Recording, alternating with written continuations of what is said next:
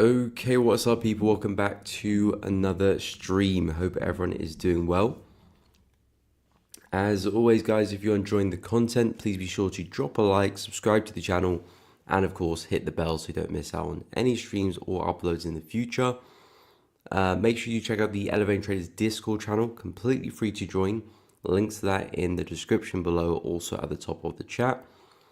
You can join discussions, chat with other traders, share ideas there, find updates regarding Elevating Traders. So if you are interested, go check it out. If you are looking to join the community, link is in the description and also at the top of the chat. But guys, hope everyone is well this Friday.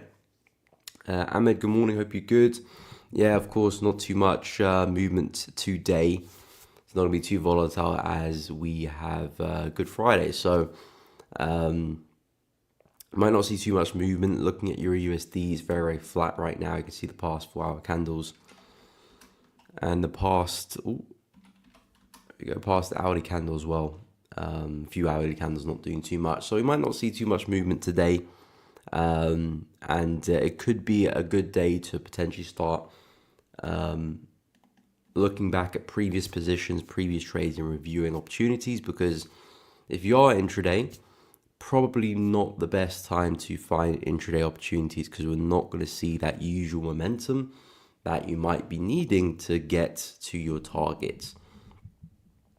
Swing positions not as effective because you're more looking for a position in the market. So regardless if the market's moving too much today or not, as long as you got a healthy stop loss placement, it should be okay. But intraday might be a bit more difficult today. What's up, Anna Kazo? Welcome to the stream. Hope you're well. Eric, what's up? Dollar CAD. Yes, we'll take a look at DAX as well. No problem. We'll go for USD side of things first. So, as always, we'll take a look at the dollar, USD majors, gold and silver. We'll go through some indices after the DAX included. Again, any requests, drop it down in the chat, and we will discuss and see what is happening.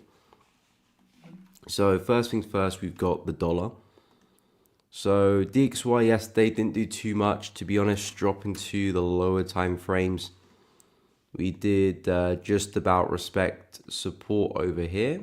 Had a bit of a move to the upside yesterday, but didn't really amount to much. We're back at support again. So the biggest takeaway from the dollar is that we're still overly bearish. The market is still showing us lower lows and lower highs. We are, of course, finding support here, so we're starting to run out a bit of steam a little bit.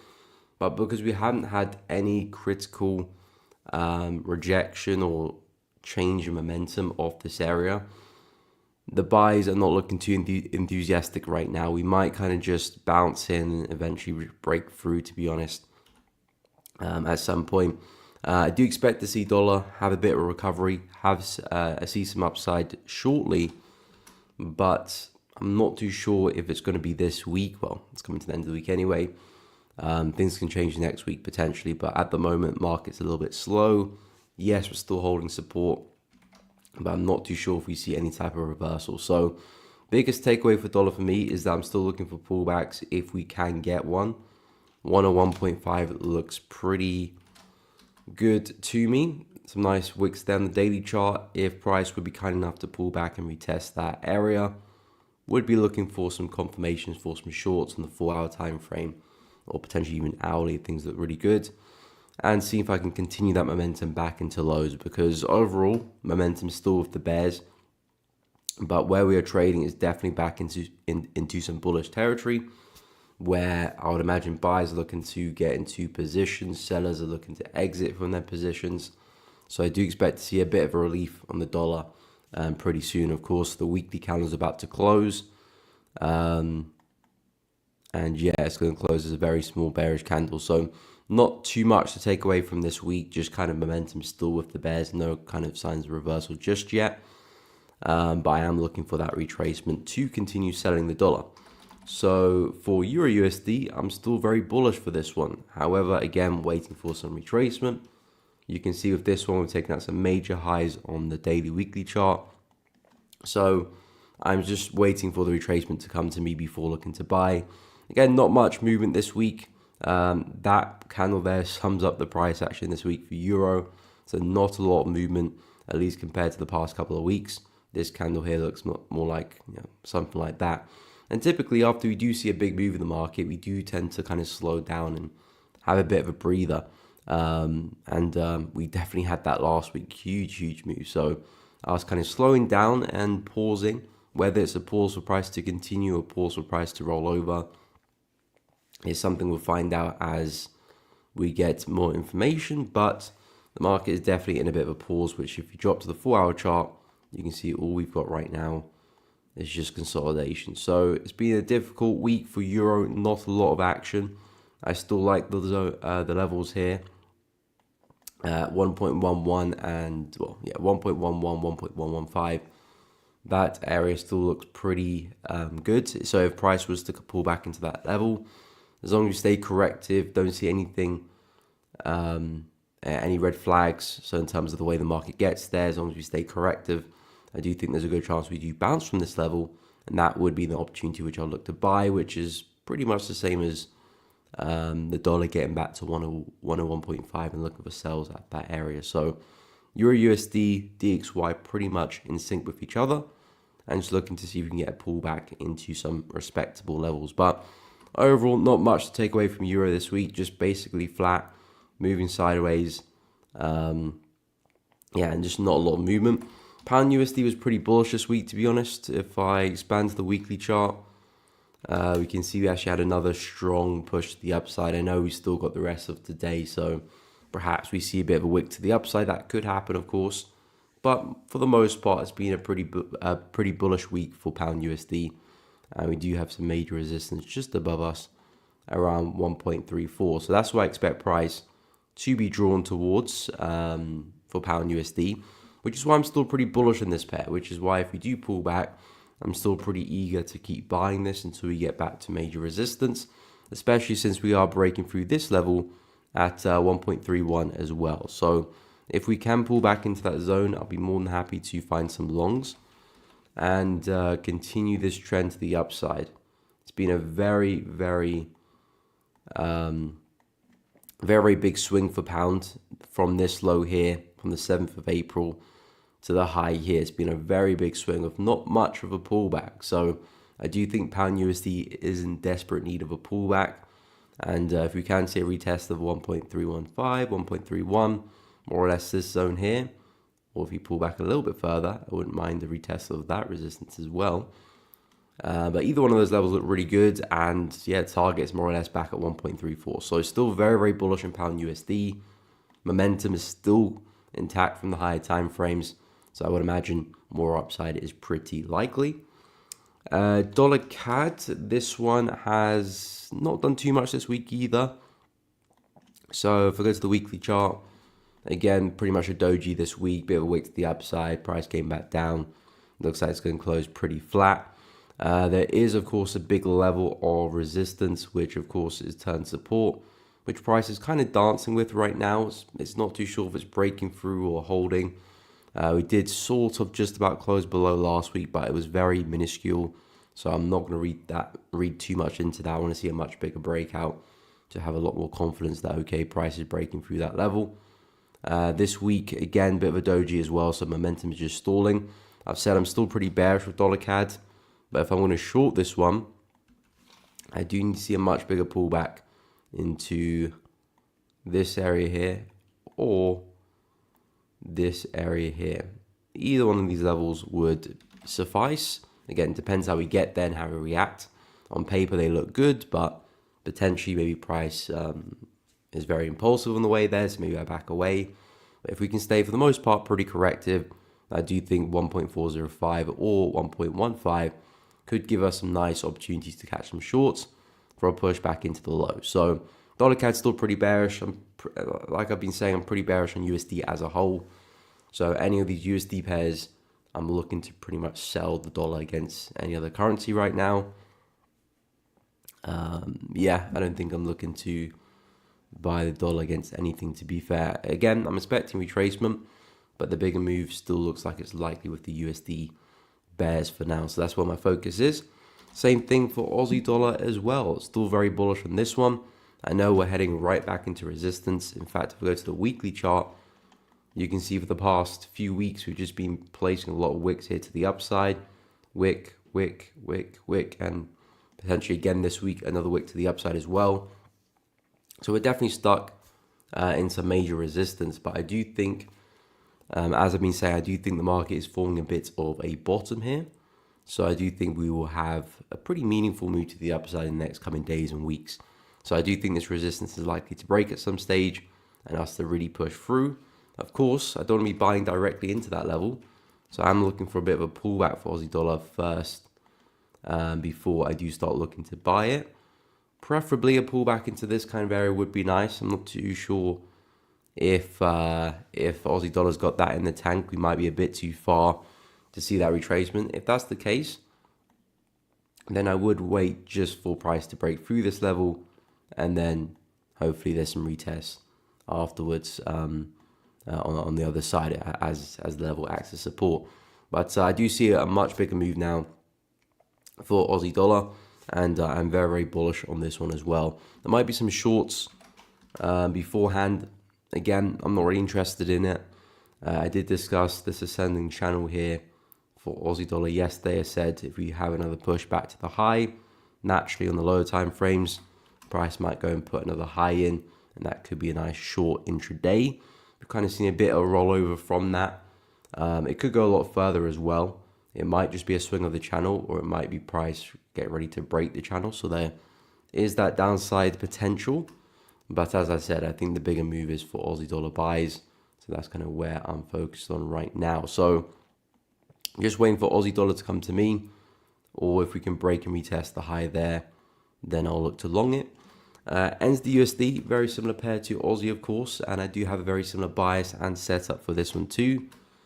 Very big swing to the upside. Again, looking at this being as a nice bottom in the market, so I do think we can start to see a bit of a bullish trend form now. So the next play would be just waiting for price to come back and retest some structure, which will be back down here at 0.58100, 200. So just waiting for New Zealand dollar to retrace now. Hopefully that can unravel next week, and then hopefully some buys late in the week as well. So NZD USD bullish, Aussie dollar bullish, pound bullish, euro bullish as well. Just waiting on pullbacks on pretty much all those currency pairs. In terms of gold, gold we had a bit of a move to the downside, didn't we? Again, nothing too crazy. The market is still very, very bullish. We did speak about the retest of this consolidation here as a nice place for a long. I still think that is a nice place for a long. It's just that we are pretty far away from it. Looks like price has respected some structure here on the left, a brief doji there. As you can see, we kind of had a very aggressive wick through that on the 4-hour chart, but we've pulled back and left behind a pretty big wick. So we could actually see price use this as support now and potentially push back into resistance here. And yeah, back to highs and maybe some new all-time highs again. That seems to be what gold seems to be having a lot of fun with at the moment. So gold looking pretty bullish again. Very corrected move on the way down. I think that's a key takeaway. Yes, we did have some momentum here, but for the most part it was pretty corrective. So that still pretty much gives me an indication that this bearish move is probably just a pullback for price to continue back to highs. Looks like we formed a higher low this morning, and now price is pushing to the upside from that. So as long as we can hold this level here at 33.10, I would bet on gold pushing back to highs at 33.50, and probably beyond that as well. And of course, you got your lovely silver, which looks is trying to follow gold's footsteps in terms of momentum and trying to see more upside. But again, because of where we're trading, I'm backing away with silver for now. Still very bullish on the pair long term. I do think price is eventually going to make its way back to the highs here at 35 or just below 35. So I do think silver's got a long way to go. However, as a swing trader, I can't really be looking to position myself long directly into some area of resistance supply. That's just not the smartest thing to do. Intraday plays make sense. because you can buy here and be in and out within a session or in and out for a day, take your profit and run. But if you're going to look to hold trades through multiple days, potentially multiple weeks, there is a good chance that we'll probably see a bit of a move to the downside at some point, which will probably be past your stop loss. So best thing to do is wait for price to pull away from these zones back into bullish areas, then base opportunities and longs from there. That's if you have the bullish buys, of course. But yeah, for silver, I can see prices respecting this range here pretty well too. So I think again for silver, there might be a nice push to the upside for this one back into resistance here. The way the 4-hour chart is placing all of these wicks to the downside does mean that price has had numerous attempts trying to break lower, but essentially we're just not budging. Support is holding. You can see we did consolidate here for a while, had a pretty strong move to the upside. We're back here again, respecting it pretty well. I do think we'll see a push back into resistance to 32.9, 33. But any further, I'm not too sure about that. We could double top it and have a bit of a sell-off. So I'll be careful with that for silver. But from an intraday standpoint for gold and silver, they both look pretty bullish. So there could be some short-term opportunities there. But again, is today the best day to try and trade that? Maybe not. Maybe not. Anyway, what is up, people? What's up, Julius? Happy bank holiday to you as well. Yusuf, good morning. Hope you're well. Welcome to the stream. Morning, Ivan. Hope you're doing good. Ahmed, GJ, and dollar yen. Okay, we'll take a look. Hilarious Haven. Yes, we'll take a look at dollar yen as well. First, I'll go through the DAX for Eric. And yeah, I'll go through some of the yen pairs as well. Of course, any requests, drop it down in the chat. And of course, if you have any particular time frames you want me to look at as well, because for the most part, I normally focus on the 4-hour time frame most of the time. So if you are a little bit more intraday, let me know and I can take a look too. But in terms of the DAX, so I had a brief look at this one yesterday, and I was talking about potentially some sells. Oh, okay, the DAX is closed, isn't it? I was going to say, I thought my chart was lagging. I was like, I'm pretty sure yesterday price was trading around here. So I was like, we should have more price action than that. But then, yeah, the market's closed. So, yeah, I mean, from an intraday standpoint, there's probably nothing to say really because the market's closed. So there's no opportunity there. I think from a swing point of view, I would still like the DAX to get back here. That could be a nice trade for next week or whenever it happens. If the market can kind of slowly keep pushing to the upside back into an area like this, I think that could be a nice place for a sell. Now, I wouldn't be so aggressive with that trade as in trying to swing it from the high all the way to the low. I think that's a bit optimistic. But I think from this area, if I was to get a fib from this area to this area, I do think you might be able to catch a swing back into the 50% of that move. I think that's a bit more of a realistic target.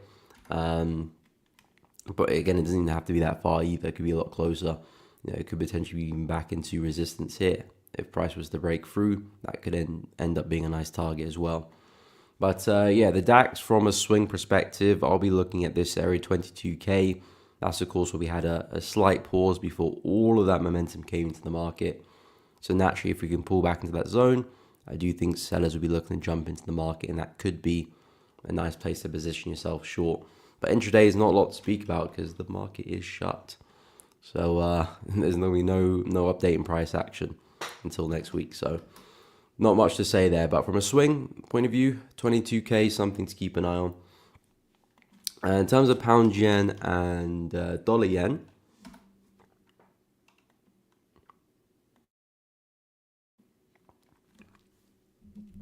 so yeah, in terms of pound yen and dollar yen, so pound yen, I'm still looking for the short for this one.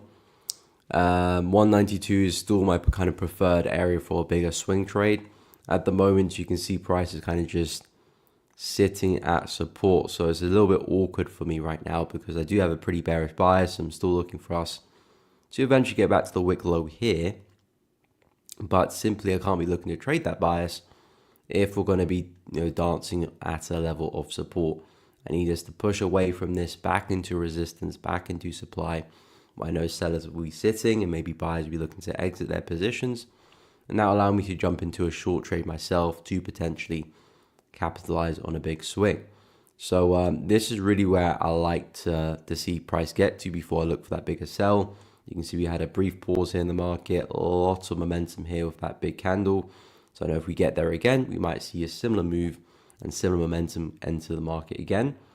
At the moment, we're still testing support, so dropping to the low time frames, not much has happened. I spoke about another push back into support here, didn't quite see that happen there. I was looking at price respecting this level here, which we did see a slight reaction, but not enough to give us that bigger move. So it kind of looks like price is slowly climbing higher because we are still putting in these higher lows. So one over there, second over there. Oh, completely missed that.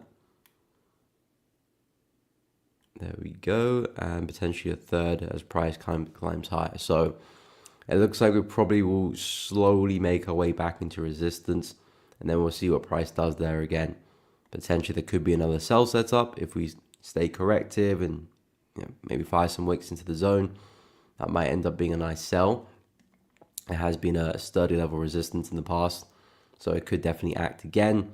If we do start to break through, however, well, then maybe we are going to make our way back to this area.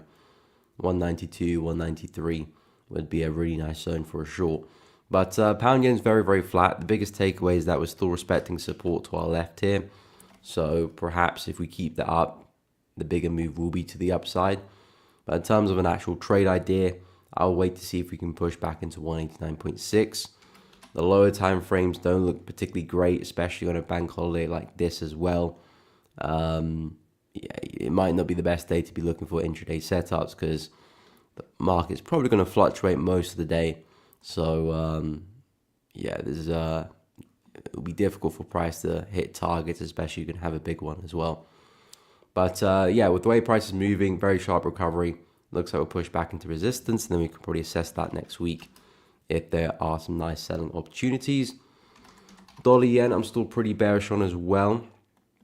This one hasn't done much since we last spoke, but my expectations are still very much the same, which is a push back into support at 140 or 141. We'll call it 140. It's a big psychological level. So I am looking for dollar yen just to slowly work its way back into this level of support. We're not too far away, so I do think price will eventually get there, but probably not this week anyway. I do think we'll slowly end up at that level. I have talked about some pullbacks for dollar yen. Unfortunately, that just hasn't been the case.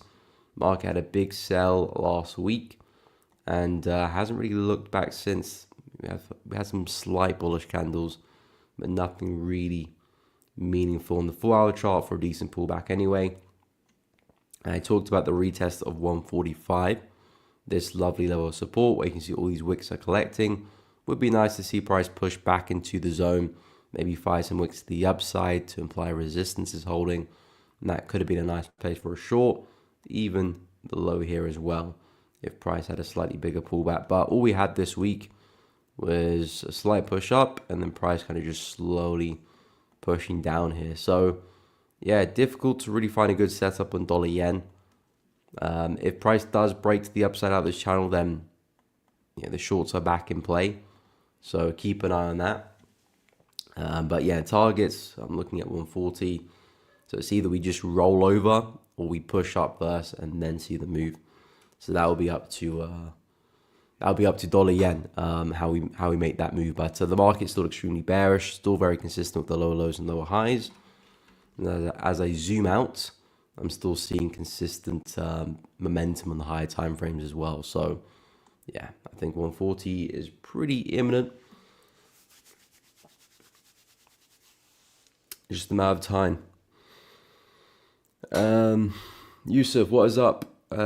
Please, does the market always have this calm nature during the holiday sessions? Most of the time, yes. Sometimes yeah, 90% of the time during bank holidays and just general holidays, you're not going to see much momentum. The market's going to be pretty flat. Some more than others. Some you do still see some movement, to be honest, but most of the time the market's going to be pretty flat. There's a lack of participants, so the market's not going to be doing much. So yeah, from an intraday standpoint, it's probably not the best day to be looking to trade. No problem, Julius. Happy to help. If you guys are enjoying the stream, by the way, please be sure to drop a like and subscribe. It does really help out. And of course, hit the bell so you don't miss out on any streams or uploads in the future. When patiently waiting for market to come to your point of interest, how do you monitor to place your trade? Well, I'm just waiting for price to get there. I mean, are you asking what do I look for for an entry signal? Because all I'm looking at is just waiting for price to get there and look at how it gets there as well, because that's pretty important too. But let's say if I have a zone, which like for example, pound yen, I'm looking to short this one. We drop to the 4 hour chart. I'm looking to short this one. That is the zone I'm waiting for price to get to. So all I'm doing really, especially for this example, is just waiting for price to get there. There's nothing for me to do if price doesn't get there, unless some other opportunity forms along the way, which could happen. But if I'm waiting for price to get there for shorts, then yeah, we have to get there first before I even consider taking a trade. So if it does get there, then I'm like, okay, how did it get there?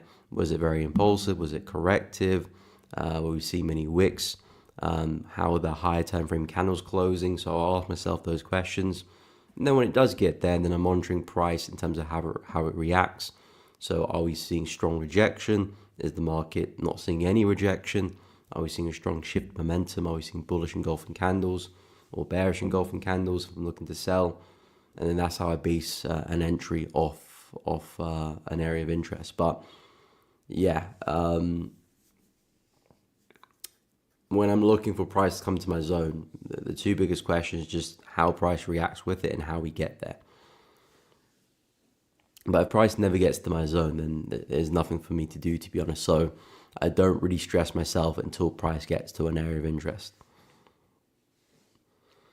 What's up, Ali Reza? Welcome to the stream. Hope you are doing good. Okay, so I'll go through the indices.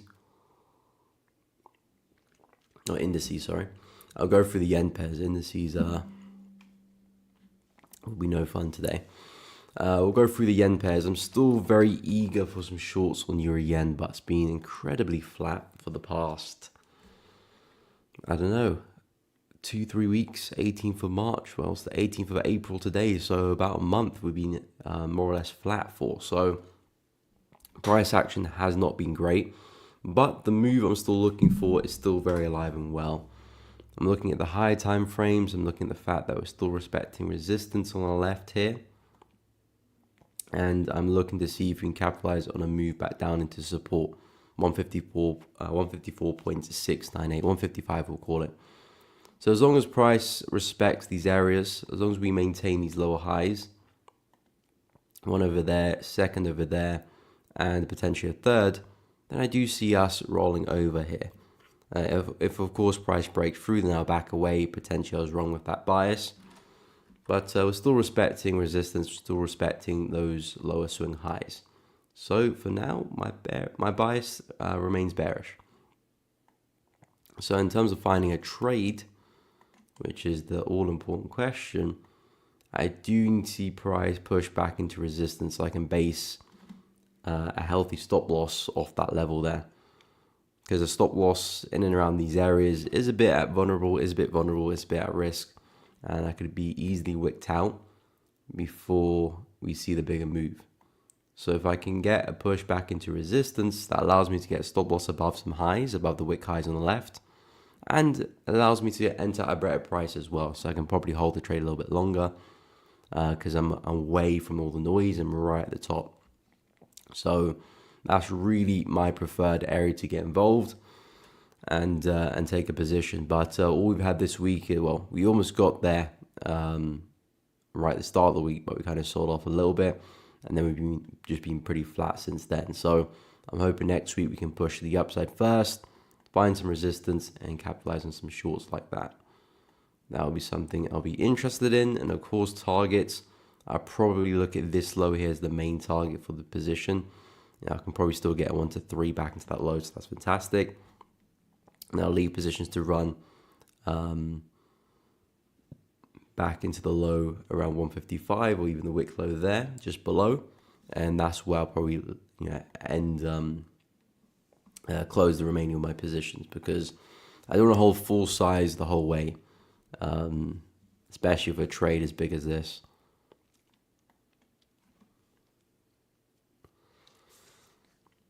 What's up? Wait, I already said hello to you, Ivan, didn't I? Do you think price can keep pushing up on New Zealand CHF? Okay, I'm interested for a buy from recent resistance 0.4850 to be used now as support. Okay, I'll take a look at that on the 4 hour time frame, no problem. What's up, Info? Welcome to the stream. Hope you're doing good. No problem, Julius. Happy to help. Do you have what alerts you when price? Oh, okay, you're talking about alerts for when price hits my point of interest.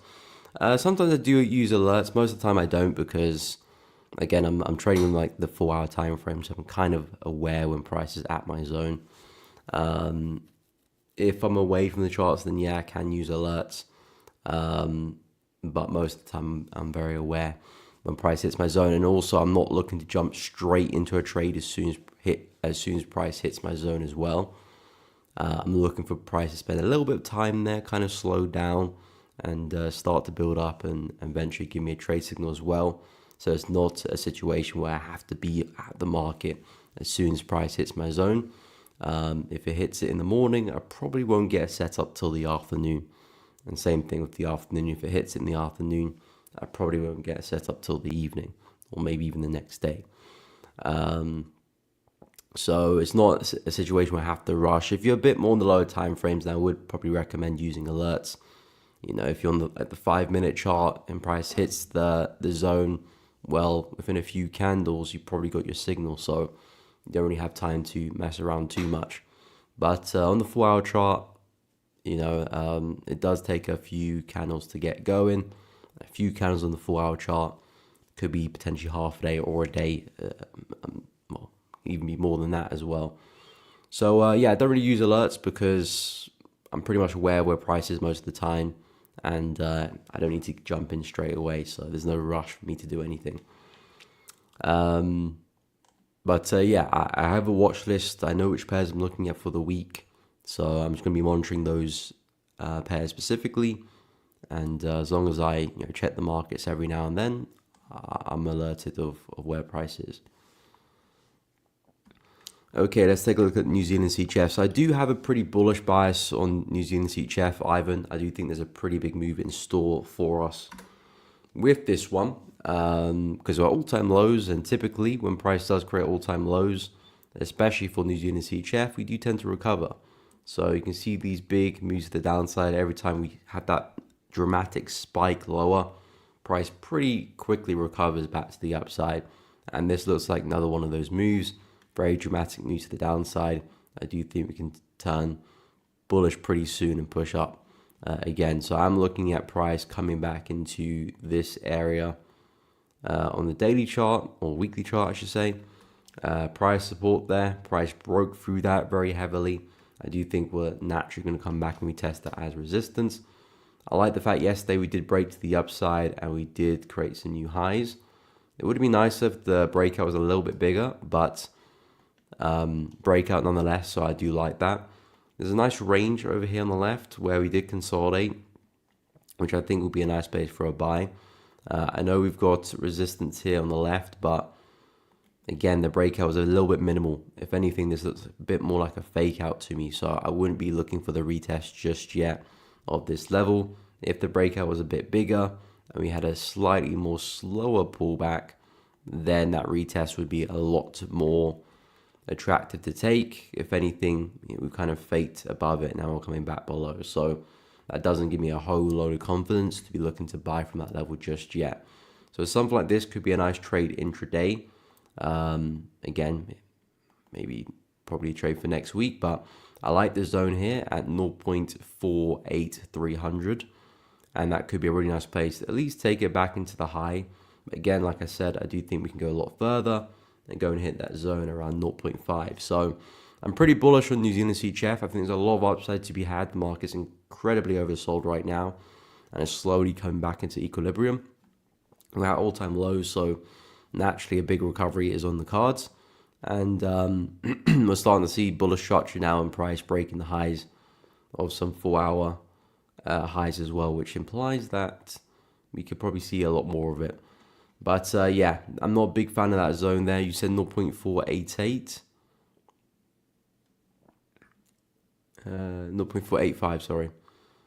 85. Okay, so you're talking about this zone here. Possibly. I mean, I would prefer this area here because that's where all the momentum came from. So I would like to see if price can stab a little bit lower. But yeah, you're more or less in a nice zone for a buy anyway. And a push back to resistance will be good. We'll be looking to enter on the 4-hour or the hourly chart.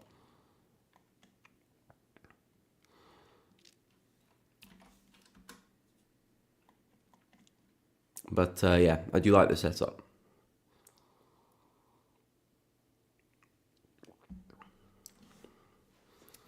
Okay, same bias for Aussie CHF as well. Yeah, same here as well. Since we are at the all-time low, got to have the pullback in my opinion. Yeah, I'm very much in agreement with you there, Ivan. I do think the pullback is on the cards. It's on its way. You know, if you think about it in terms of people selling the market, anyone who had a long-term sell, you know, would be looking to take their profits now. You know, because it's done its job. It's hit the all-time low. If you had a big position on, you're probably not going to keep holding.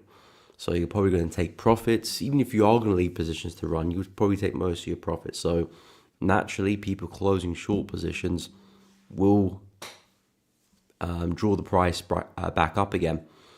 So I do expect Aussie CHF to push up, New Zealand CHF to push up as well. And especially those two currency pairs, because Aussie's been very weak, New Zealand's been very weak. And they do need some pullbacks as well, naturally. So we could see some big moves for both of them. But Aussie CHF, same situation there as well. Hey, what's up, DT? Hope you're well. I'm having a good day. Thank you for asking. I hope you are having a great day as well. Look at that. I just typed your name into the thing there. Let's try it. I was thinking of Aussie CHF, but because I was chatting to you at the same time, I typed DT. Not the first time I've done that, to be fair. Not the first time. Anyway, so yeah, Aussie CHF I like as well. Again, I do think there's a lot of upside to be had. I'm liking this brief consolidation just above us over here. Again, we had a lovely consolidation, big drop to the downside. I do think we're likely to recover that. And again, just looking at prior price action in terms of what Aussie CHF tends to do, you can see every time we make a new low, price springs back to the upside. So there is a strong tendency for the market to find support after new low is created and pull back. That's exactly what we've done right now, created a new low. So I do think a pullback is pretty imminent right now. I would suggest price action looks a little bit better on New Zealand CHF because we've actually managed to break through the high there.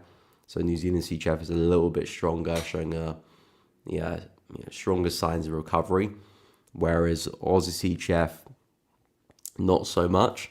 We're kind of still stuck, coming back into resistance here, really lacking momentum as well. So I think New Zealand CHF is probably the better buy.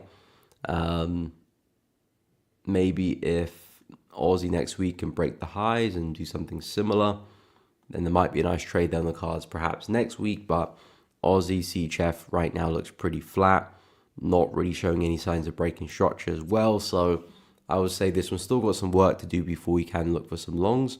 But yeah, in terms of targets, 0.55 looks really, really good.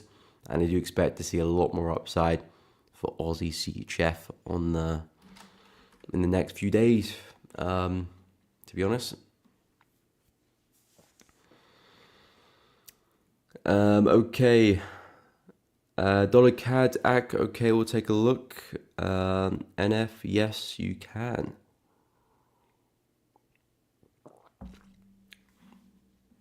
No problem, Ivan. Happy to help.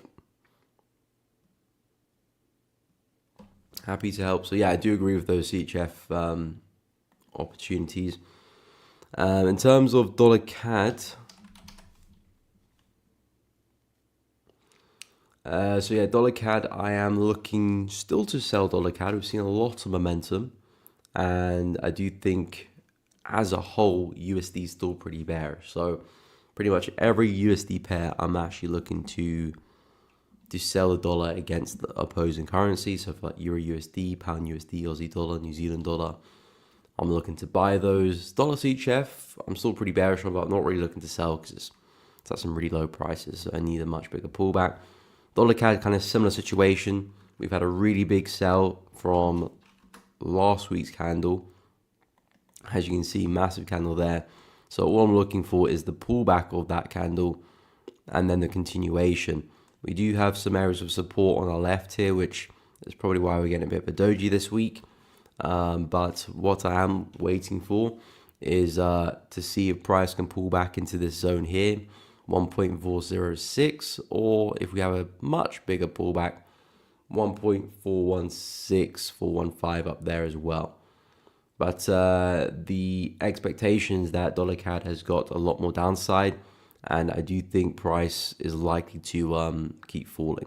It could just keep falling from where it is as well, which wouldn't be great because I want to see that pullback first. It needs to be a corrective pullback as well. If you do form like an aggressive double bottom here, I probably would be a bit more cautious about jumping into shorts, to be honest. So yeah, I would be very cautious there. But those are the two zones I'm looking to sell. And if we can get there, depending how we get there and depending how we react, I would like some shorts there. So yeah, dollar CAD, pretty bearish bias. Keep an eye on those zones. There might be some short-term buy opportunities taking advantage of a pullback, but I'm very focused with selling the dollar right now, so not really so interested with the buys just yet. Gold, okay. I'll take a look at gold. NF, I'll give you a chance to make my day. I'm not sure what you mean by that. Anyway, let's take a look at gold. So yeah, with gold, I'm pretty bullish on, as you should be, because that is exactly what the market is doing. I spoke about this zone here yesterday. I still think that would be a really nice place for price to get there, pull back into that level and take a buy. So 32.20 I think would be a smart place for a long. But at the moment, looks like there's a zone on the lower time frames, which you can see represented by this doji on the 4-hour chart. We've of course had a brief pause in the market, and then we've had a really big push to the upside. It looks like price is respecting that zone pretty well. We've had this previous 4-hour candle leave a pretty big wick to the downside and pull all the way back up, closing above that level. So as I drop to the lower time frames, the way I'm looking at gold right now is that we've had a corrective pullback and we're likely to keep pushing. So I think if you're looking at gold, I'll just keep a bullish bias. Of course, there's not much you can do now, but probably next week there could be some nice opportunities for some pullbacks if we can respect that zone. And then yeah, I expect gold to go back and attack 33.50 and probably beyond. We've got the next big psychological level at 3400, which is just above us over there, not too far away actually. So yeah, gold, really bullish on this one. Silver and gold intraday look like some nice opportunities next week. But I'll keep things relatively simple though with them. You know, the market is, yes, quite overextended, quite overbought, but and it is definitely due to form a bit of a top and a pullback pretty soon. But I think if you're going to focus on intraday opportunities for gold and silver, I'll keep buying them for now until I see some real red flags that, okay, maybe a top is forming, then we can back away. At the moment, that's just a very bullish market to me.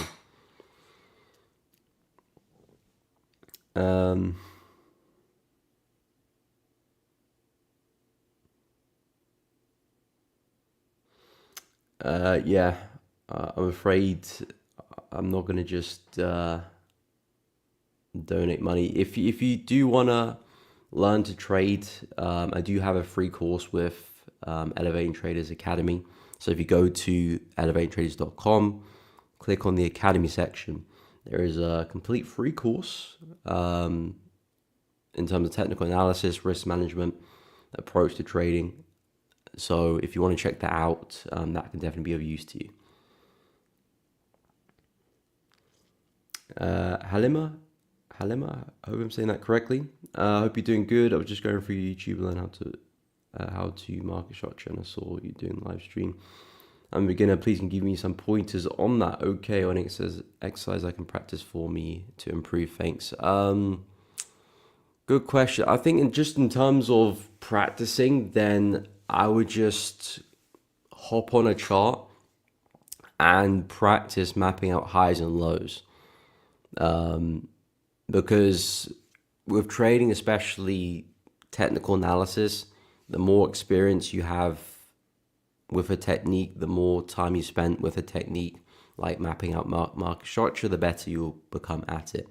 As a beginner, it's going to be a bit difficult. Things are going to be a bit confusing from time to time, as you would expect it to be. But the more you do it, the more practice you have, the easier it will become, and you'll be able to identify market structure pretty easily. So, yeah, in terms of practice, it's just I would open TradingView, get a chart on your screen, and just scroll back and start to look at the highs and lows the market's creating and how the market flows. You know, what happens after we break structure? Are we forming lower highs, lower lows? How does that happen? And just spend time reviewing the market. The more time you spend looking at a chart, studying the chart, you become more accustomed to it and more comfortable with it as well. So that's the best practice. You can never beat that. You know, chart hours. You can never beat chart hours. But in terms of market structure, I think the biggest point is not to be too intricate, not be too detailed, especially as a beginner. Focus on the major highs and the major lows of the market, because market structure is endless. You know, you could look at market structure in terms of candlestick highs and lows. So, you know, each one of these highs and lows, these wick tops and wick bottoms of the candle, are market structure as well, technically. But I would just advise just to focus on the major swings of the market, because that makes everything a bit more easier to digest. You know, the big highs and lows, those are where you want to focus your efforts. The smaller, more intricate lows and highs the market makes, I would regard that as lower time frame market structure, or just minor market structure, which you don't really want to be too caught up in, at least in terms of direction anyway. So yeah, focus on the major points and just spend time going through markets, mapping out charts, and that will definitely help you improve. No problem, happy to help. What's up, Sema? Welcome to the stream. Hope you are doing good. So yeah, quite a few markets are closed today, of course. So definitely seeing a lack of momentum in the market. You got indices closed. Looks like gold's closed as well. So FX is open, of course, but then again, even with FX being open, you're probably not going to see a lot of movement, to be honest. So you're looking at Euro USD, and it looks very, very flat right now.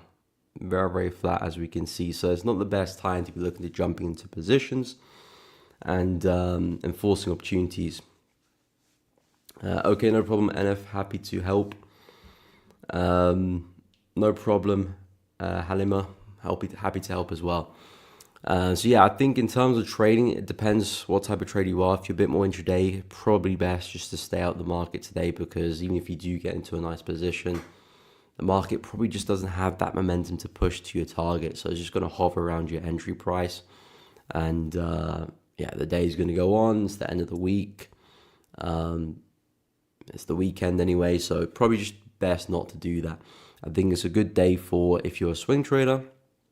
Not necessarily a good day for a swing trader, but if you're a swing trader, you're not too worried about momentum right now because your positions are going to take multiple days to play out. So where there's momentum right now, it's probably not the biggest worry for you. So you can still get away with probably executing some trades from a swing idea. But even then, it's still probably not the best time to be finding entries either.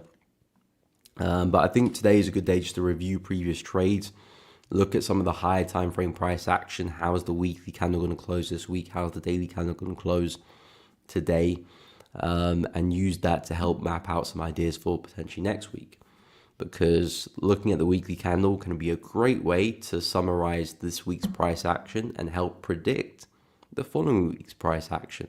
If you know there's a good chance that potentially next week could be bullish, well then that solves kind of half your job. You know that next week I'm only going to be focusing on buying opportunities. Appreciate it, NF. Appreciate it. Again, that goes for everyone as well. Elevating Traders Academy, check it out. Completely free course regarding technical analysis, risk management, developing a trading plan, developing your approach to the markets, and routine as well. So if you are interested, go check it out. Head over to the Elevating Traders website, and you can find the Academy tab there. Click on that. It'll take you to the Academy website, and you can sign up, and there's a free course there for you. But yeah, in terms of some of the weekly candle closes, especially this week anyway, we'll not really see much drama there. Again, where my focus will be is a lot on the yen pairs and the USD pairs, but also I'm looking at some of the crosses as well. I do like the looks of Euro NZD, potentially for some buys next week. I'm looking at this current weekly candle. It's pretty bearish, but we are coming back into some prior resistance turn support here. So I'm looking to see, I can see a bit of a wick on this week's candle. Potentially that could be the start of a bullish move for next week as price respects support. You might see price start to see some follow through next week. So I do think there could be a bit of a bounce there for USD. So taking that into consideration, excuse me, voice a bit croaky now. There could be some buys next week. So at the moment, I probably would wait for something like this. So a push back into support, and then I'll look for some opportunities and possibly like a double bottom or something like that. And that could be a really nice trade for next week. Now, I'm not necessarily saying I'm expecting a push back to the high. I think that's a little bit optimistic, especially dropping back to the weekly time frame. You can already see that, for the most part, this is a big wick here. So me expecting price to get back to the wick high means that the weekly candle has to push through all of this resistance just to get all the way back there. So I think the likelihood of that happening is pretty low. I think even a push back to the high of last week's candle is a pretty big move as well. So if I do drop back to the 4-hour chart, I probably wouldn't be looking for such a big target. If I can get some entries here, maybe even on the hourly chart, I can probably look to start taking some profit off the table as we start hitting some of these levels. And then maybe, of course, leaving some positions to run in case we do go a bit further. But I wouldn't be looking to target all the way up there. That's a little bit too optimistic for the trade. But judging how we're moving, how we're respecting that level on the weekly chart, does tell me there might be a bit of a bounce. Going over to pound NZD. This one is doing the same as well. I was pretty bearish coming into the week for pound NZD, but I never saw an entry signal for me. I was looking to see if price can pull back into resistance here for a short. Never happened.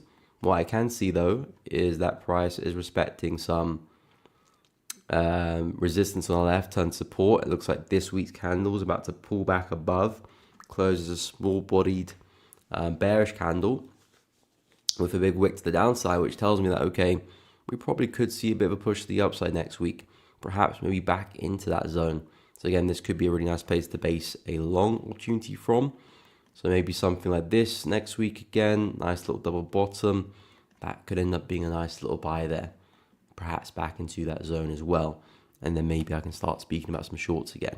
But just by looking at the weekly candle, gives me an idea of what next week can do.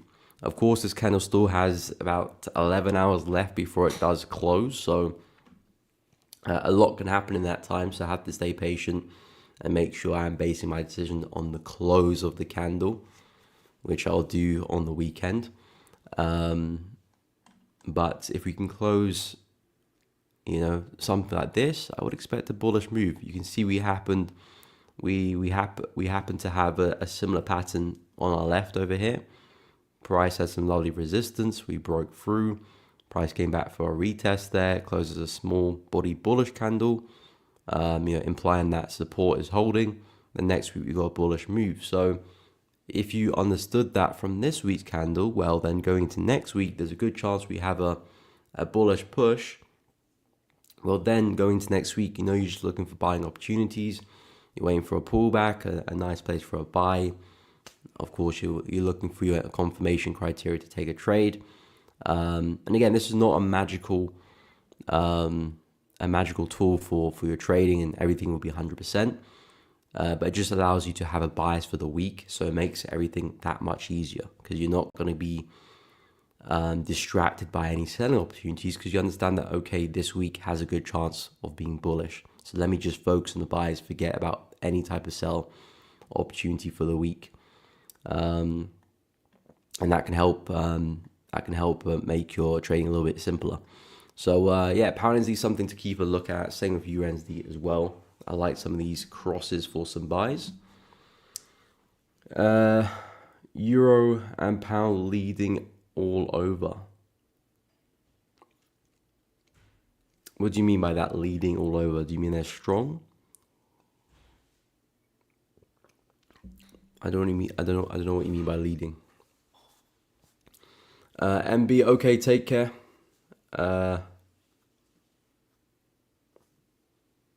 Mika's not go to church, take a break, no trade today.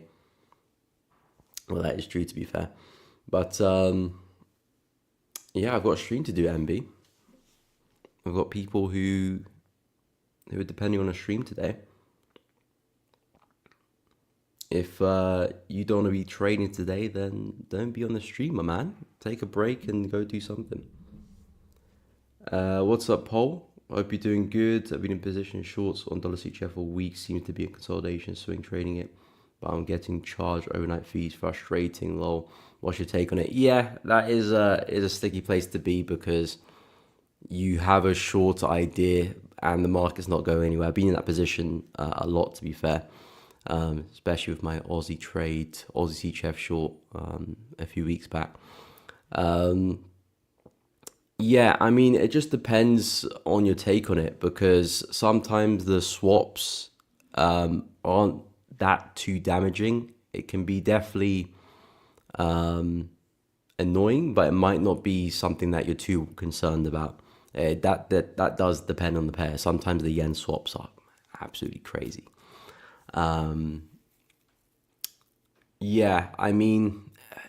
There's no way around it, to be honest. Paul. Especially if you're swing trading, you're going to run into swaps at some point, and you will unfortunately be caught in a position where, like you described, you're taking a trade, it's not going anywhere, and you're getting charged swaps. I know some traders who will specifically just target opportunities that only are positive swaps, because even if they do get caught in a position where it's just moving sideways, they're actually getting paid to hold the position. I know Nick does that a lot. So potentially you could just only focus on opportunities that have positive swaps. So for example, like buying $CHF, that could be one way to tackle it, but then that means you do miss out on any big sell opportunity. So there's always pros and cons. That's one thing I've learned with trading. There's always a pro and a con to whatever decision you make. If you want to just focus purely on positive swaps, then you're going to miss out on some big sell opportunities naturally. If you don't mind having swaps and you want to take advantage of both buy opportunities and sell opportunities, well, you're going to run into some problems with some swaps at some point in time, which, you know, I've experienced a lot. I'm sure you have as well. So yeah, there's not much you can do with it. It's just annoying part of trading, really. If you want to focus purely on positive swap opportunities, like potentially buying dollar CHF, then of course you won't run into that problem. But then yeah, you will miss out on kind of half the opportunities that dollar CHF provides. So it's it's just a personal preference. It's a balanced situation. That's the best way I look at it, to be honest.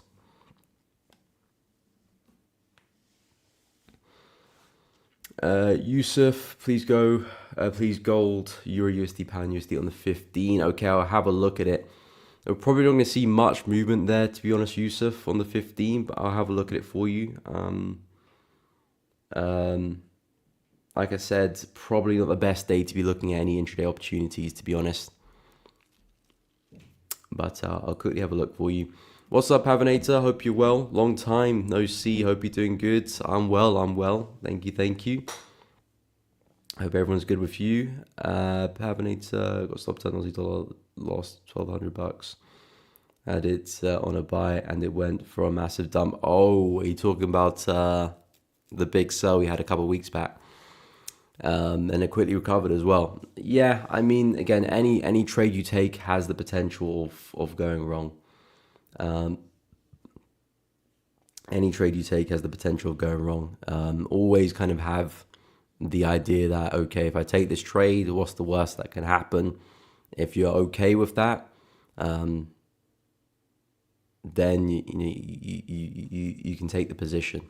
If it's going to be something that might shock you, then it's probably best to either lower your lot size or don't take the position. But yeah, that's unfortunate, man. That is unfortunate.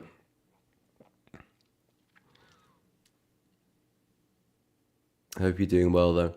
NF, my payment day is after 2 day. I don't know what that means, NF. No problem, Paul. Happy to help.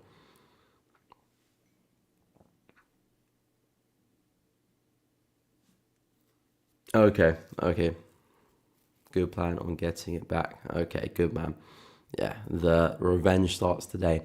But yeah, with trading, it's definitely something that can make or break you very easily. And I think if you just have the mentality that I want to be here for the long term, that will help solve 75-80% of your issues straight away. Because a lot of people mess up by trying to do everything very quickly and trying to hit their goals very quickly, which again, understandable, who wouldn't? But trading something where you'll be punished really, really badly if you become ill-disciplined. So yeah, always kind of think long term. It slows everything down, which again might not be super exciting, but it allows you to be a lot less stressful. And when you're not trading, when you're trading and you're kind of quite calm, that's like the best trading, because it's actually a bit more fun, you're actually a bit more relaxed, and you're not so kind of emotional about every position. When you're stressed and you're trading, that's the worst place to be, and it's not even fun at that point. Not even fun. It's just not even. I don't know what the right word is, but it just becomes a very weird place.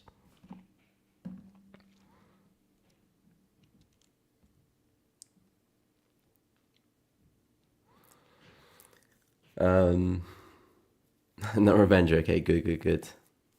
All to be calculated, all but the mindset. Okay, of course, my man, of course. Well, yeah, again, as long as you got an edge, you just focus on that. You focus on deploying that into the market, and that's all you can do. Whether you win or lose on a trade, that's not in our hands. That's not up to us, unfortunately. Like I said at NF, I've got a free course. You can check that out. But yeah, that's about it, my friend. That's about it. You can check out the course completely free. Again, it's quite an extensive course. I think there's 24 hours of content there. So it's very, very intensive course, a lot of information about building strategy and building techniques. And that's kind of what I offer from my channel, and of course with Elevating Traders as well. So make sure you go check that out. Anyway, let's take a look at some of the CAD pairs, because they've had their interest rates this week. We did see a bit of momentum, nothing too crazy. I mean, pound CAD was pretty bullish this week. We had a bit of a sell-off there on Wednesday, but not much has happened since then. Euro CAD, yeah, that one's been pretty flat as well. I mean, that's been pretty flat for the whole week, I'm pretty sure. More or less, not much movement there. Aussie CAD and New Zealand CAD are looking very interesting because they've had very sharp recoveries, in particular New Zealand CAD. And I think this is going to become a really nice buy opportunity. We've got 1 week left of the month, and it's so far, well, a bit more than 1 week, but so far it's a very interesting candle here. A very interesting candle. We've got support, and I do think price can see a lot more upside if the monthly candle closes as such. We've got a huge spike to the bottom, price trying to break through support. We pull back. Of course, we've still got 12 days and 11 hours left before it does close, so a lot can happen. But if you can close similar to how we're looking right now, well, that implies that support is doing its job, and I do think we will see price push to the upside. So again, what does that tell you? That tells you that potentially next month, which is May, could be a bullish month, or the next 2 or 3, because sometimes it's difficult to predict the exact shape of the next candle, but maybe the next 2 or 3 candles, you can be a bit more confident that we'll see some upside, because, I don't know, potentially May, we have another spike to the downside. And then June is actually when we see the move to the upside. So it might not necessarily be May that we see a bullish move, but it could be June potentially. So next 2 or 3 candles, 1, 2, 3 candles, you can have, excuse me, I just sneezed. That hasn't happened in a while. Oh, excuse me, my nose is a bit leaky.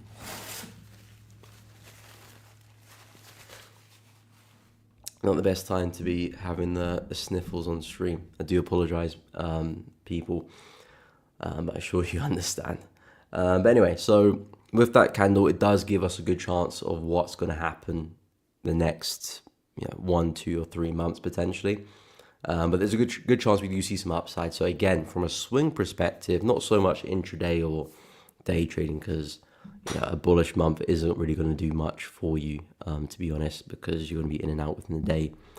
But with that candle close there, that could probably take us back into potentially this sort of area, which is back into 0.84. And that could be a really big swing. Let's say we get a pullback on the 4-hour chart, possibly back into an area like such.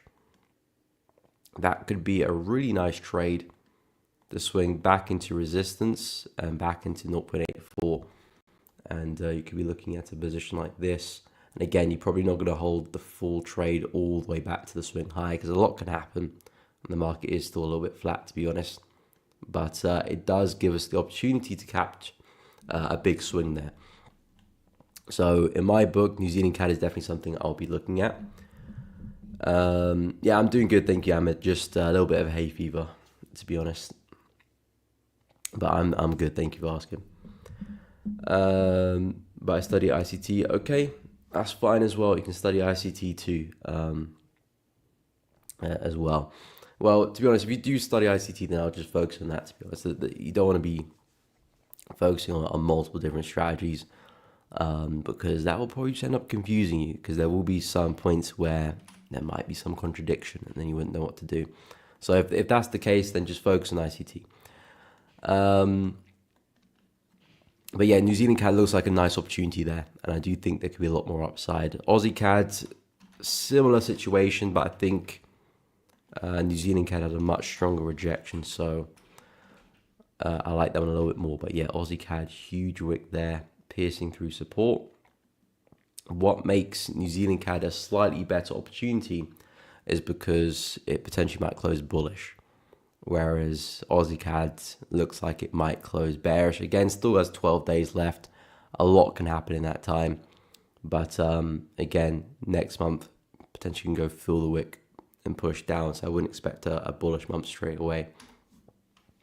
But yeah, New Zealand CAD is something to keep an eye out for potentially the upcoming month. So that's something I keep in the back of my mind, but I'm not looking to trade that just yet. The NZD pair, which I like at the moment, is definitely NZD USD. Got a lovely push to the upside. Looks like we're going to get a strong close on this month as well. But at the moment, this is something I'm looking to see if I can trade. Thank you, Yusuf. Appreciate it. What's up all about One Piece? Should you learn politics when you get into trading? Good question. It can be of some use, to be honest. Again, politics is a broad term, but I think what you should consider is just the fundamentals of a currency. So their economic kind of outlook against another currency.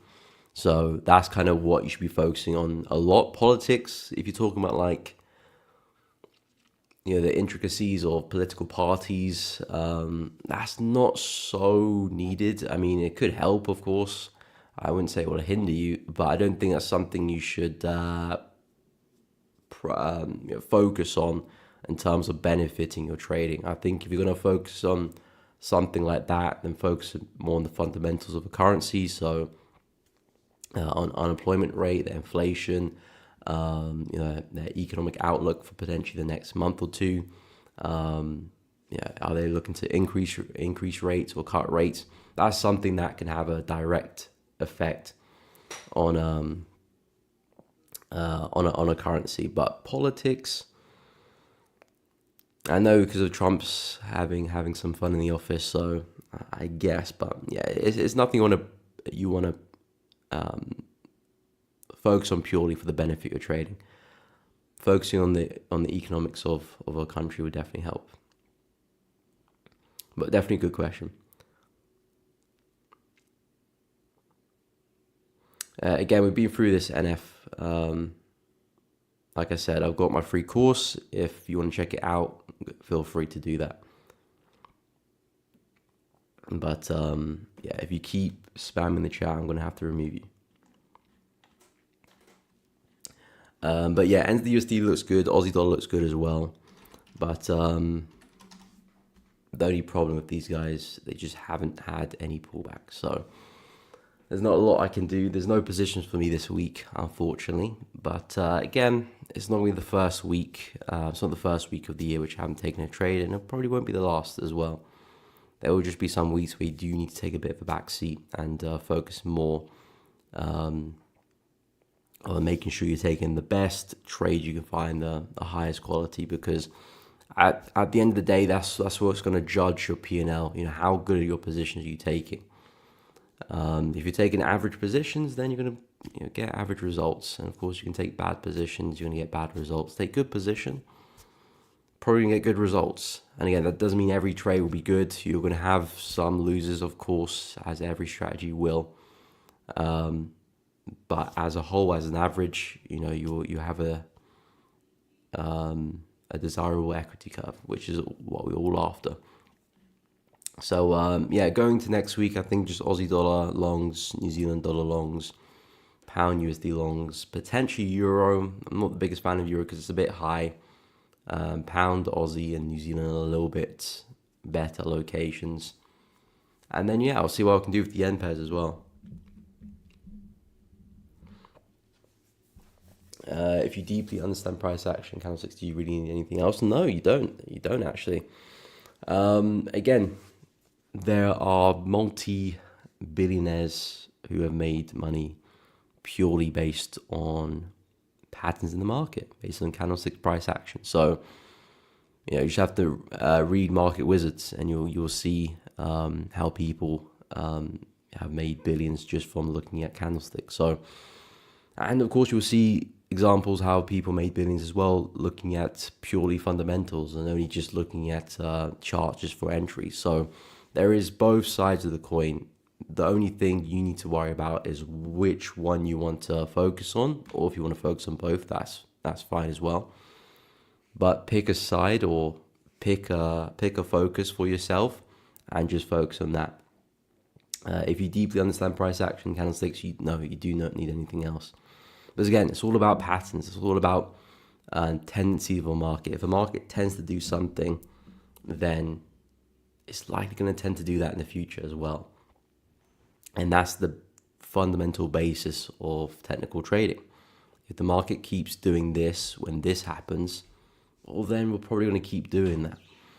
And that's when you can collect data and build a real kind of solid strategy. Because if you can test something over the past decade and there's a consistency with a particular pattern happening, well, then you can probably be pretty confident that in the next decade we probably will do that again. The only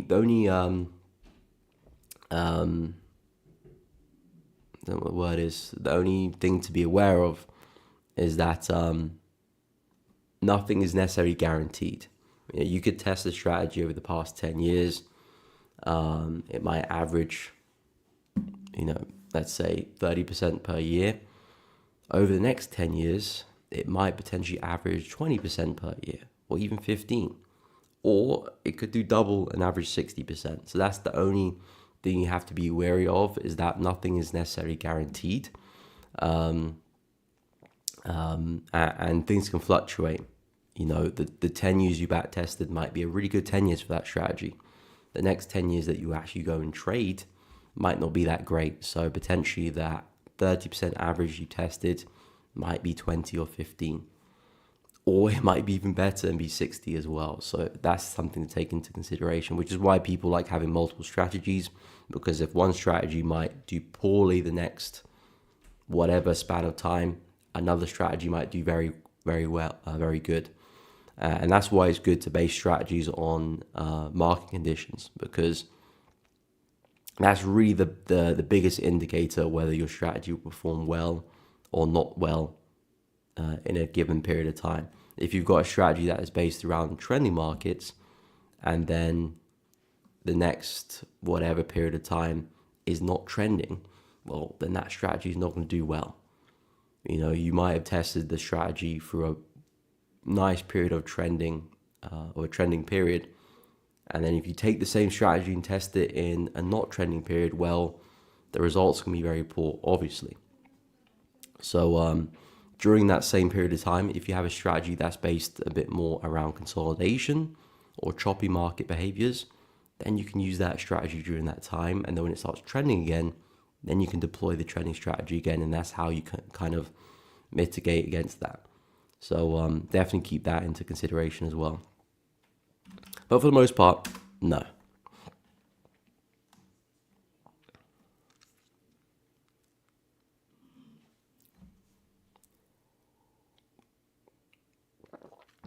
Is there any real threat to hedge funds? If there is, should we understand what they do and how they move? That's not necessary. Not as a retail trader. You don't need to be concerned about hedge funds and what they're doing. I can tell you that for free, because we make up a very small percentage of the market. I think it's like maybe 1 or 2% of the market, retail traders. And hedge funds won't be bothered about 1 or 2% of the market, because we're tiny, very, very small. They're not concerned about making money from us because we don't have a lot of it, at least compared to them anyway. So you don't need to be concerned about that. A lot of people do speak about banks and hedge funds and be wary of them and how they manipulate traders, which maybe they do in some regard, but that's not where their profit's going to come from.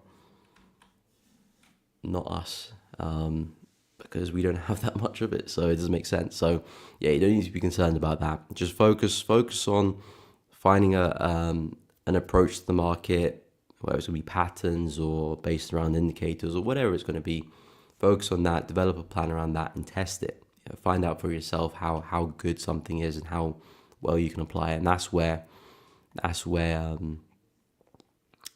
yeah, that's where your profitability will lie, not in avoiding hedge funds and stuff, because that's not going to be your concern.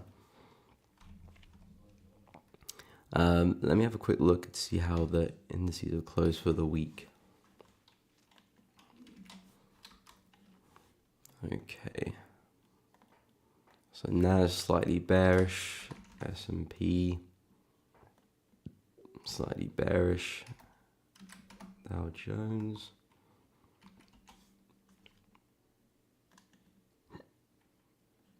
slightly bearish as well. So, okay, UK 100 pretty bullish on the DAX. Bullish as well. So yeah, for the US indices, I think we are probably forming another top, to be honest,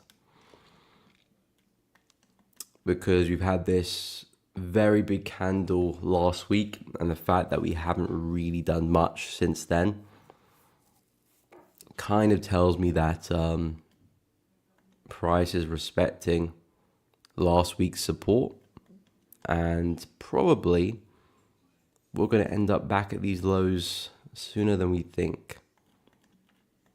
Unless for whatever reason, something happens in the news and we see a big push, which of course could happen at any point. There's not much we can do with that. If Trump farts, then suddenly we've got a big bullish move there. Yeah, difficult to predict that. So yeah, that could happen. But in terms of momentum, in terms of the technicals, momentum is still with the bears, and we're still respecting resistance here. So potentially we might spike to the upside, which actually could provide some nice opportunity to short. But the way I see it going is us pulling back down and eventually pushing back to the lows. Now, that might not happen all within 1 week. That might take some time, to be honest. It might take 2 or 3. But again, unless some very strong momentum comes out of somewhere, I just see us rolling back over here for the NAS. So I would be pretty bearish on this one now. Again, the market's closed, so you're not really looking to do anything right now. But if we do start to pull back next week, I think even from a swing perspective, there's some nice trades here to take. Same thing with the S&P as well. Looking at this one on the higher time frames. Yes, big bullish candle, but not really seeing much consistency there. It's kind of like when we had big candles here and price kind of tops out a little bit. Big candle there, but all we did was just come back right into structure and we sold off. That's kind of what I'm looking for us to do again this week. So yeah, not bullish on the S&P at all. We do have a big level here on the left, which we might come back and revisit. But the way I see it, we're probably going to roll over here. So I think next week, something like this. Another lower high. It could be a nice short. One there, second there, and potentially a third. Or even better, if we can come and test the low, maybe wick into that as well. That could be a nice double top. But yeah, I do still see us rolling over. It is not looking like we'll recover that.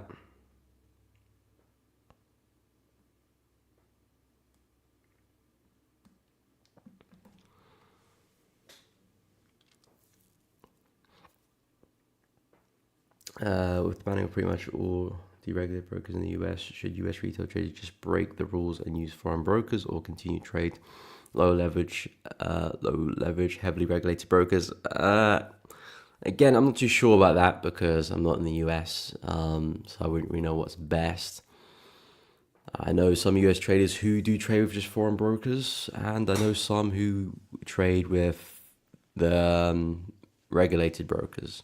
Like Nick, he trades with, I think actually Nick trades with both. Don't quote me on that. I know he has done in the past. I don't know if he still does. But he does trade with a regulated broker, which I think where most of his capital is.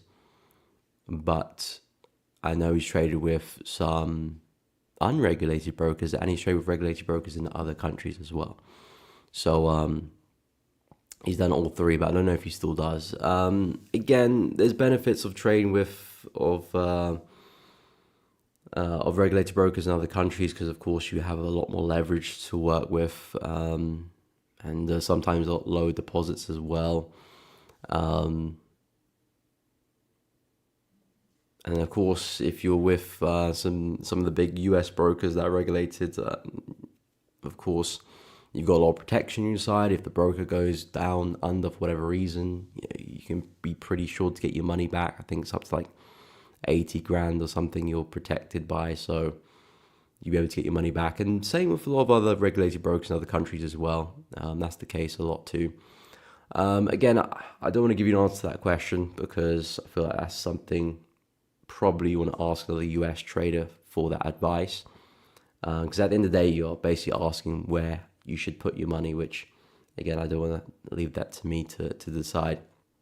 I think as long as you put your money in a regulated broker, you're good, to be honest, even if you're on the US. You'll be fine with that. But yeah, I'll leave that for you to decide. But maybe ask Nick. He will be a bit more help because he's based in the US. And I know he's done both sides of the coin, so he probably give better advice. Probably has like a video on that, to be honest, on his YouTube channel. Yusuf, you mentioned something about years market are trending and years where they're ranging, and I've been hearing that a lot, but I don't really get it. Is it determined under the daily time frame? No, it just means that the market on average isn't really going anywhere. For example, if you go to Euro USD 2023, didn't really see much of a trend there. Now, there's of course trends, there's smaller trends in the market. You know, when you have multiple years of the market ranging, there will be smaller trends within the range, of course, because if you think about it, if you've got a range like this, you know, the market isn't going anywhere. The average price is, you know, pretty much this. You know, this is the average price of the range. So the market is ranging, but of course, within the range, there is a trend here, there's a trend here, there's a trend there, there's a trend there, which is a bit more of a lower time frame trend. So what a ranging market means is that the overall price isn't really going anywhere for the year. So if I expand to Euro USD here, and you know, you look at the price action of 2023, for the most part, which started here, there's Jan 2023. Let me make that a bit darker for you guys, or a bit lighter, I should say. And then I don't even have to draw it to the end of 2023, to be honest. The end of 2023 was here. But even that, 2024 was a big range as well. 24 ended there. So you can see range, very flat price action. The average price for the market was pretty much here. 2024, pretty much there again, to be honest. So the market hasn't moved. But if you look at 2022, 2022 started here, Jan 22, Jan 23. That was a beautiful trend. A lovely trend up, and for the end of it, it had a nice trend back up again.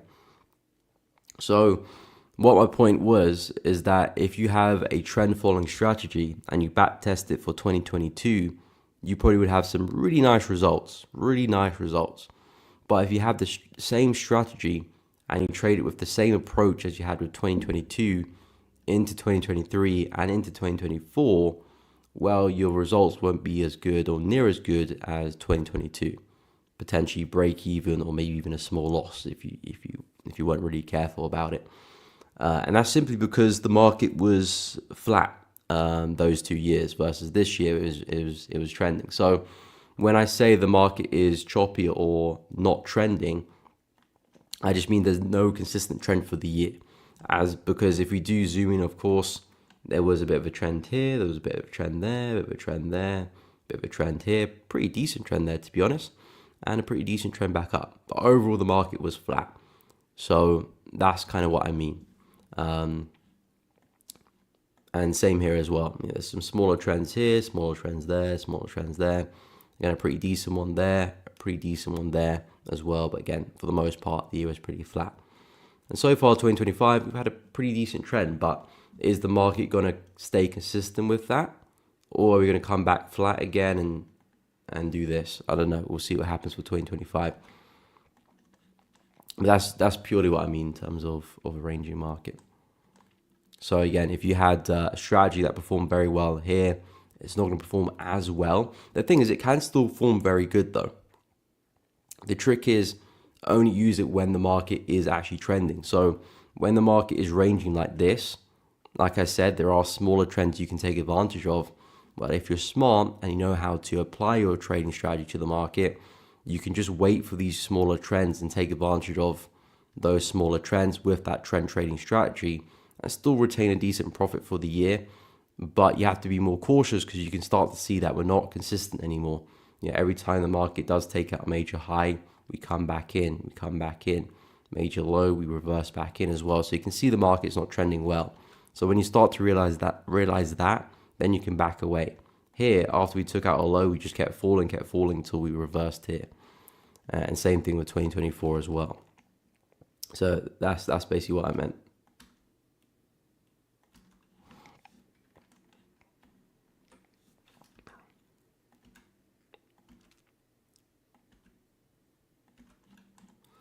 So yeah, hopefully that made some sense.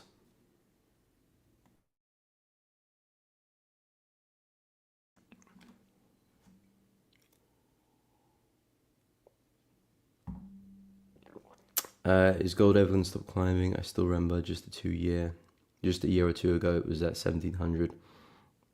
Sitting highs almost every day. Yeah, of course.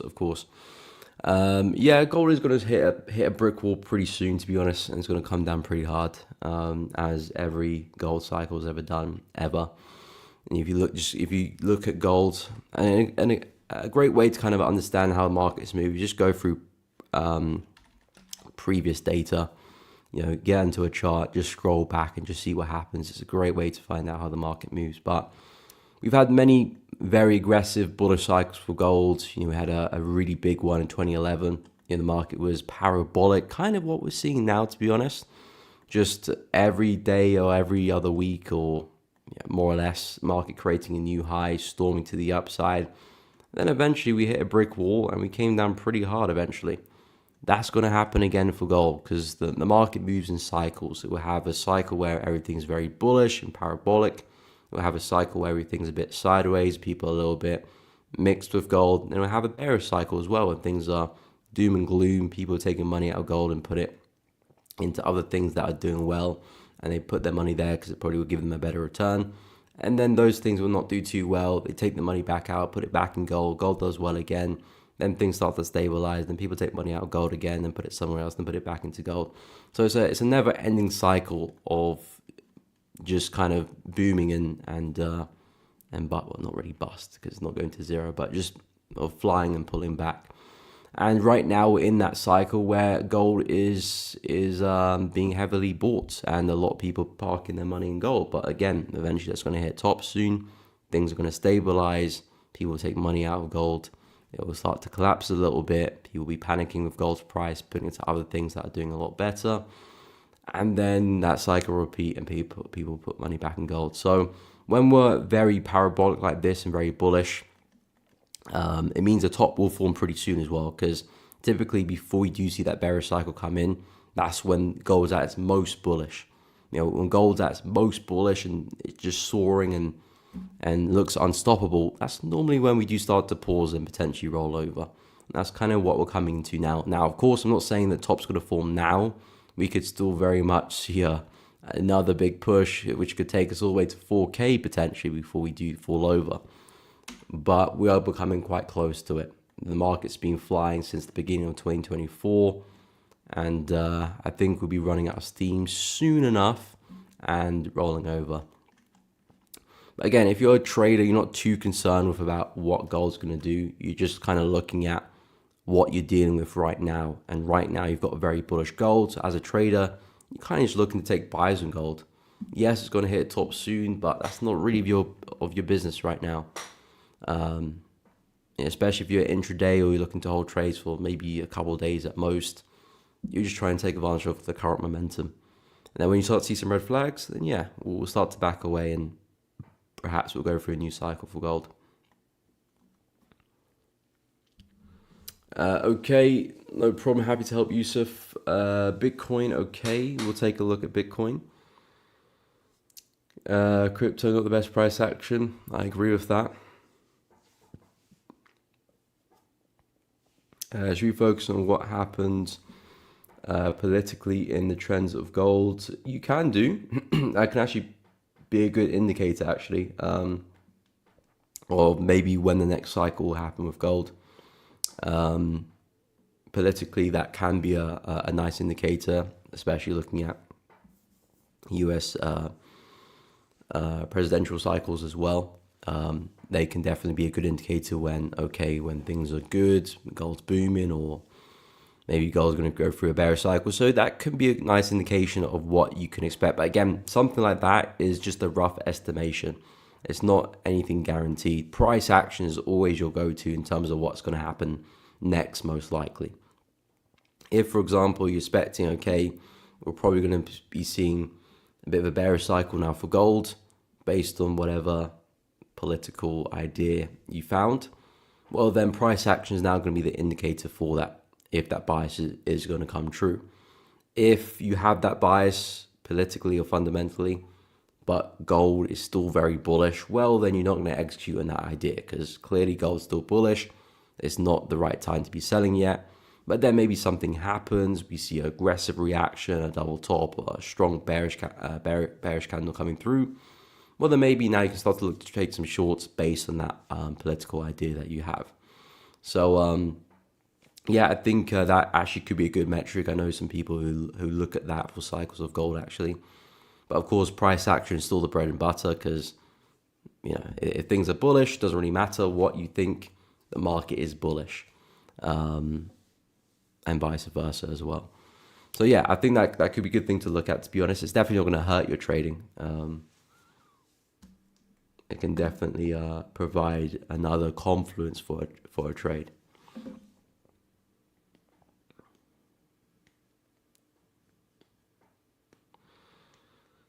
Ethereum to win trades. I'm not too sure what that means. In terms of Bitcoin, so yeah, Bitcoin very, very flat right now. Not the best price action at all. So Bitcoin, I was expecting some momentum, hasn't really come into the market. Of course, probably not going to see any today. But ever since we got the break out of this trend line, I've been looking for Bitcoin to actually push the upside and see some momentum. But unfortunately, that's not the case. Or at least not the case yet. I like this level here at 91, 92K. I was looking for a price to push into that level there. But I haven't seen that momentum. It's just consolidating. So what I'm looking at next for Bitcoin is just another breakout of this range here. If price can see a nice close above to the upside, well, we'll probably start to see some higher highs and higher lows form. And there could be a nice pullback opportunity to ride some momentum back to resistance again, because there's a pretty big level here, a lot of wicks in that area. I think that'll be a nice place for a buy. And we've got a solid level below us here as well, which would be a nice place for a buy if price does revisit that. But we've got the break of the channel here, of the trend line. We were super corrective on the way down, which is a strong indication that we're probably going to break to the upside at some point with some nice momentum. We have broke the trend line, but that momentum hasn't kicked in yet. Looks like resistance is still holding pretty well. So I would wait for this resistance to break, and if that does break, well, perhaps either a buy on the breakout or wait for the break and retest to buy. Either which way, how you want to trade it, could be a nice trade idea, and you've got some room to maneuver in there from 85k to 91k. Probably get yourself a decent profit in that gap there. So yeah, pretty bullish on Bitcoin, but need a strong break of that consolidation. If it just stays sideways and maybe just rolls over slowly, well, I wouldn't be interested in that because momentum is a big part of a breakout. If we break out but we do it slowly, well, it's not really a good breakout, is it? We need that momentum.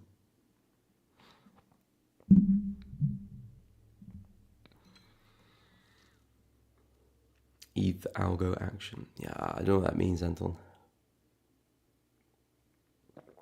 I have no idea what that means. Anyway, guys, if you're enjoying the stream, please be sure to drop a like and subscribe to the channel. It does really help out. And of course, make sure you do hit the bell so you don't miss on any streams or uploads in the future.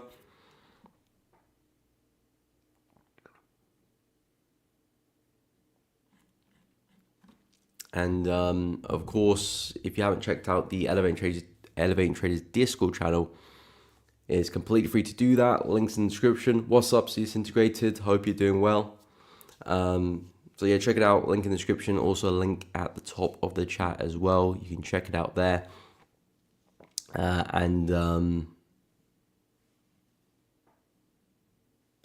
course, you can find updates there regarding Elevating Traders. You can join discussions, share ideas, post your charts there, find out other opinions. And of course, I'm there as well, so you can chat with myself too. So if you want to check it out, make sure you go do that. Link in the description and also at the top of the chat.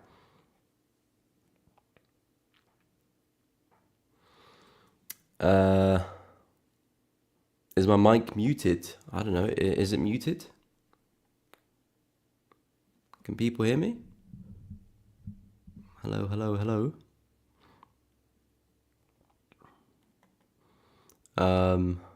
It looks like my mic is on.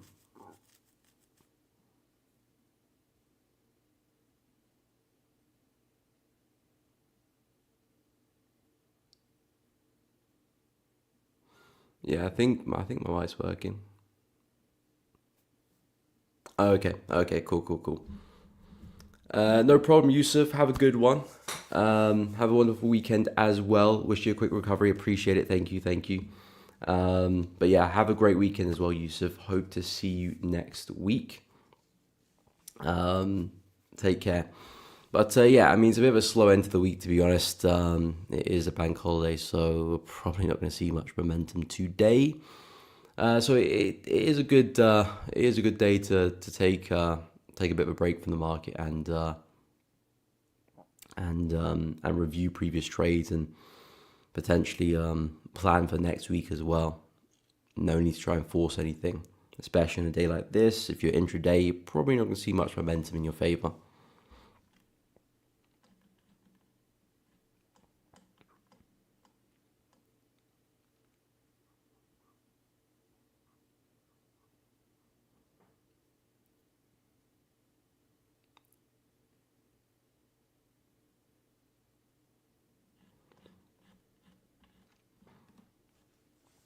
Seems like the DXY just hovering 99.350 to 99.4. Yeah, it is pretty flat, just bouncing on support right now. I think there could be a nice buy for DXY if you kind of slowly build up here, but it's going to take some time, to be honest, because we need that momentum to kick back in. It's good it's holding support, but not really seeing much of a bounce, really. We did have some nice momentum during the week that spilled over. Now we're very, very flat. Hey, Casperio, welcome to the stream. I miss you too, my man. Hope you're well. Long time no see. Hope you're doing good.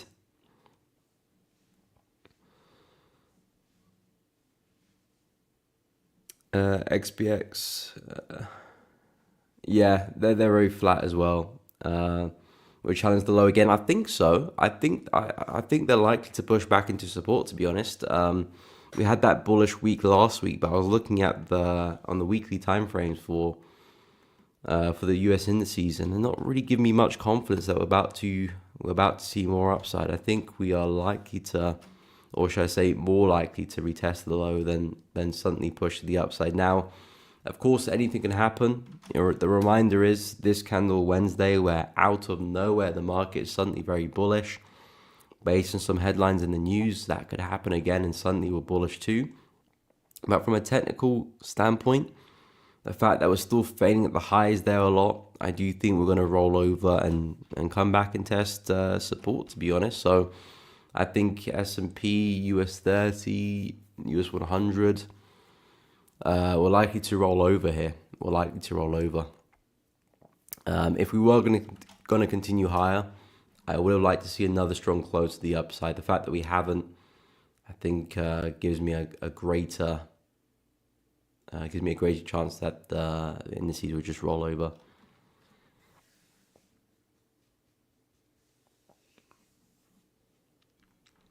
I'm just looking to add some positions for my medium to long term dividend stocks. Oh, okay, nice. Yeah, I think that's probably the best play, to be honest. I think that's probably the best play. Because again, you expect them to eventually get back to the highs, aren't you? How long that will take, we don't know. Maybe the bearish cycle still has another month or 2 or 3 left before we do start to see a push up, or even longer as well. That could be the case. But you can probably say with a lot of confidence that between now and, let's say, keeping it very, very safe, let's say for the next 2 years, which is a lot of time, you probably will be at new highs for the S&P, the Dow Jones, the Nas will be at new highs at that point. So taking buys now where you've got a bit of a discount for stocks, I think is a healthy buy, to be honest, if you're looking at long-term plays, of course.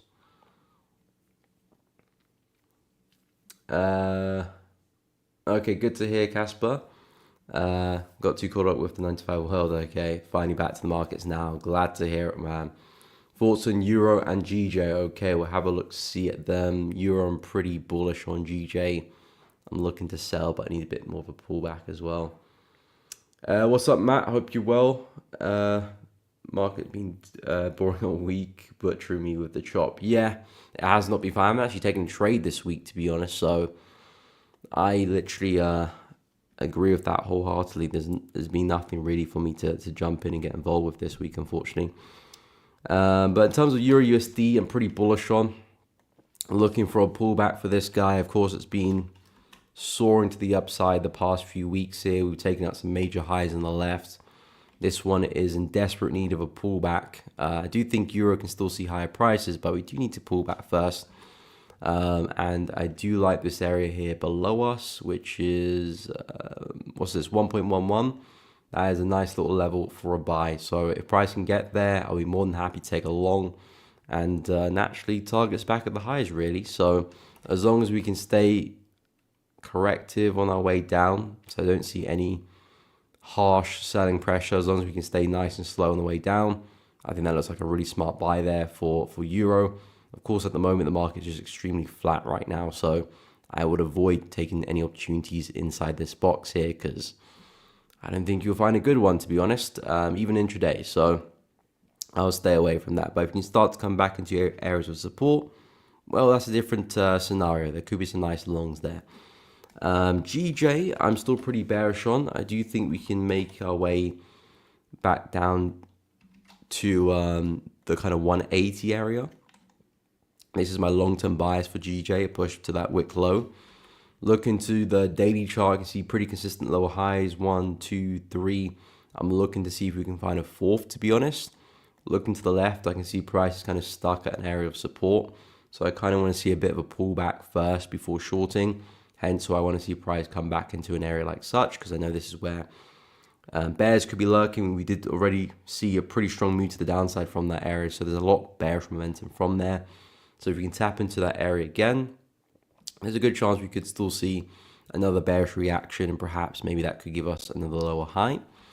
At the moment, we're kind of just respecting support. So there might be some sells off the high here, depends how we get there. There could be another buy off the support level, again, depends how we get there. But for a big swing trade, this is really what I'm interested in. 192.5, 193 as an area for a short. But the way I see it, pound yen just kind of consolidating a little bit. So not really interested with the price action here. But if we can see a bigger move, well, perhaps a major high can form. We might see a really nice swing to the downside. So that's something that would definitely interest me.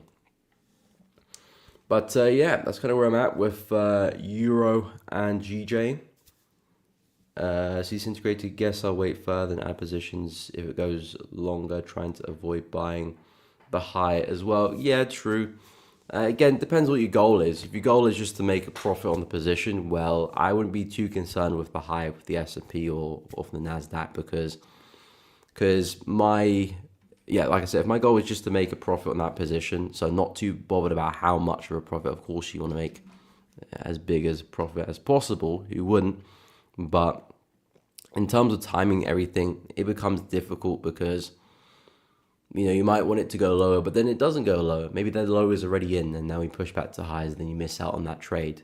So if your goal is just purely just a bit of profit on the position, I wouldn't be too concerned because this is the high here. So this is where I'm expecting price to get to eventually, whether we go through another bearish cycle for however long. I do expect us to eventually get there. So I know as long as I don't panic sell, I'm probably going to make a profit here at some point in time. So I'm not too concerned about where I'm buying. If you're a bit more shorter term and you really want to maximize the gains there, then of course you try to maybe pluck a low somewhere as we push down. Of course, you will maximize your gains there as well. But again, a little bit more difficult. I know that you like trying to buy lows, cease integrated, based on kind of your trading style. So I know you like to try and pluck the lows.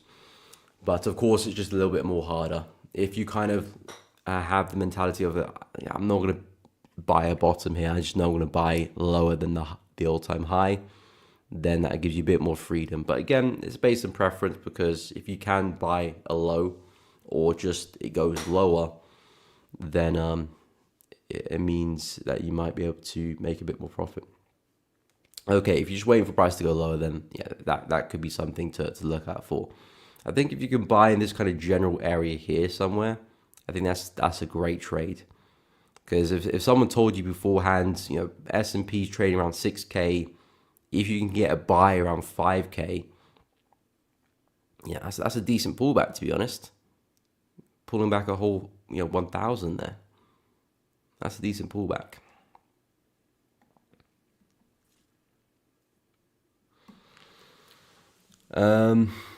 What's up, Holmes? Finally made it. What time do you get on? And I normally start the stream at 10 a.m.